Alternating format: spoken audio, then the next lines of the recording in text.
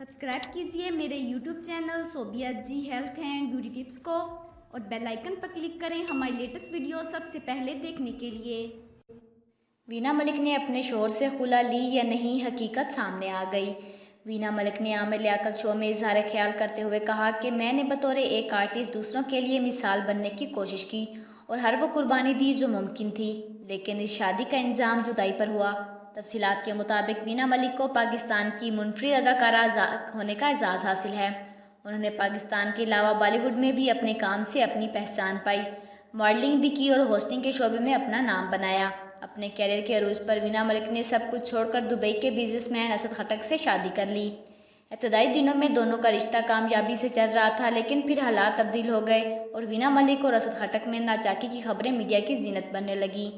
बाद अज़ां ये भी खबर आई कि वीना मलिक और असद खटक में अलहदगी हो चुकी है, ताहम इन खबरों की तस्दीक ना हो सकी।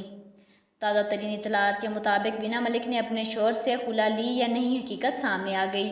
वीना मलिक ने असद खटक से अलहदगी की तस्दीक की और इस मौका पर उनका कहना था कि बतौर आर्टिस्ट मैंने दूसरों लोगों के लिए मिसाल बनने की कोशिश की है और हर तरह से इस रिश्ते को निभाने के लिए जदोजहद की। अपने कैरियर के अरूज पर शादी करके हर चीज़ से किनारा कशी अख्तियार कर ली, लेकिन ये रिश्ता ज़्यादा देर ना चल सका और मेरी तमाम तर काविशों के बावजूद ये रिश्ता यूँ इंजाम पजीर क्यों हुआ, इसकी तफसीलात मैं कभी भी मीडिया पर लाना नहीं चाहूँगी। उन्होंने इस मौका पर कहा कि मैं अपने बच्चों के साथ खुश हूँ और उनके साथ ही खुश रहना चाहती हूँ और इसके अलावा मुझे और कुछ नहीं चाहिए।